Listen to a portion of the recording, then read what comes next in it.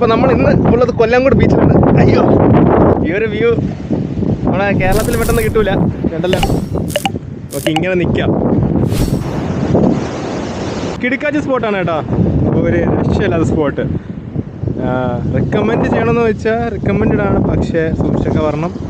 നമുക്കിവിടെ ലോക്കൽസിനെ പരിചയമുണ്ട്, നമുക്ക് ലോക്കൽസിനെ അറിയാം, ലോക്കൽസ് നമുക്ക് നമ്മളെ അറിയാം. അതുകൊണ്ട് ഞാനിപ്പോൾ ഇവിടെ നിൽക്കുന്നത്. നിങ്ങൾ വരുമ്പം ഒന്ന് സൂക്ഷിക്കുക. അടിപൊളി വ്യൂ, ഒരു രക്ഷയില്ല.